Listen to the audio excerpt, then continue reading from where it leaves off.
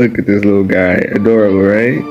Well, what if I told you that this little guy could be having a pathogen that could literally make your lungs fill up with fluid until you drown? Well, that's the sad reality of HantaVirus.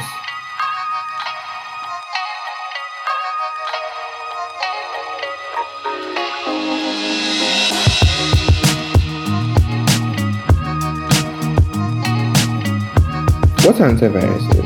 HantaVirus are a family of viruses that are usually transmitted by rodents, and by rodents I mean rats. So in medicine, we classify the impacts into two. Over in the Americas, we have the HantaVirus cardiopulmonary syndrome, which affects the lungs. And then in Europe and Asia, we have the HantaVirus-associated hemorrhagic fever with renal syndrome, which makes you bleed out while your kidneys shut down. And essentially, both phases or both types are completely brutal.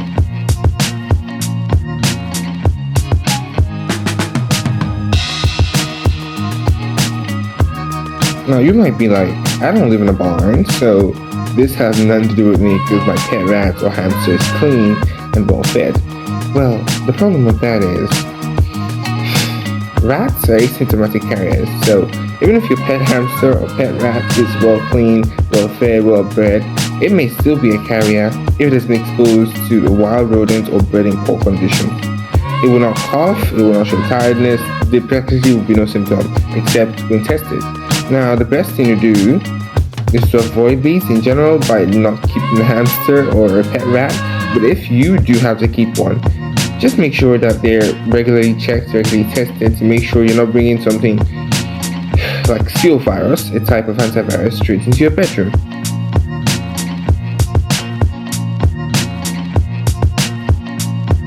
Now, the worst part of the virus is that the rat or hamster you keep as a pet doesn't even need to bite you, obviously because they're your pets, they love you, they want to have fun with you, we'd be with you around exactly. So how exactly are they spread if they don't have to bite you? Well, it's similar to Lassa virus in the sense that their droppings, their saliva, their stool, urine, anything that's a body secretion from them practically carries the strain of the virus. And when you go to clean their cage or vacuum it, these little virus strains become aerosolized, get into the air. When you breathe it in, well, the countdown has already begun. You just don't know it yet. So exactly how does the virus work once it's in the body? Now, the incubation period for the virus actually begins when symptoms could be from 1 to 8 weeks, but in most people, it usually begins in the mid part of that time, so it could be, let's say, 1 month after.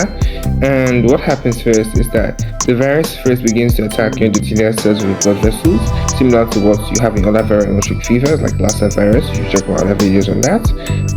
But immediately after attacking your endothelial cells, the fluid is not just going to be leaking everywhere like in your Lassa fever where you have bleeding in mucosal surfaces practically everywhere. Instead, the majority of the fluid leakage is going to happen around blood vessels in your lungs. So there'll be essentially input of fluid into the lungs, causing shortness of breath and the feeling of drowning. Not really a feeling, but essentially you're drowning from inside out.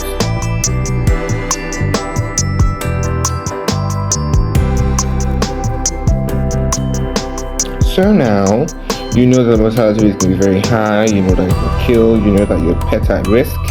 What do we do? Well, I can't expect you to throw away your emotionally attached animal, rat, hamster, or whatever pet you're keeping, but the best thing is always prevention. So what do? Well, instead of vacuuming or sweeping your pet's cage or dry droppings, instead, first apply a layer of bleach by spraying bleach around it, letting it settle down for like 1 minute, 2 minutes to make sure that you're minimizing the risk of taking in any bacterial or viral strains in this case. And after spraying with your bleach, then you can handle with a glove, wash your hands immediately after. Make sure you are keeping this environment as clean as possible with minimal external contact from rodents that are wild, that are not domesticated, that are not owned by you, essentially. So medicine is all about prevention. So if you can't do this, then it's not advisable you keep a pet, because you have to be able to take care of your pets to ensure that you yourself are not in danger of the virus. Now, can this become an epidemic? Well, the virus has been around for almost a month now.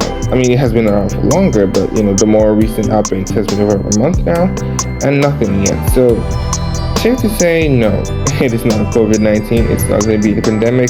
but it is still something to be careful of. Now, I enjoyed making this video. I'm sorry for the quality of the video. We don't have electricity here, and the electricity we have is barely enough to power from, so we're just making do. And yeah, have a blessed day. Have a nice day. See you when I see you. Toodles.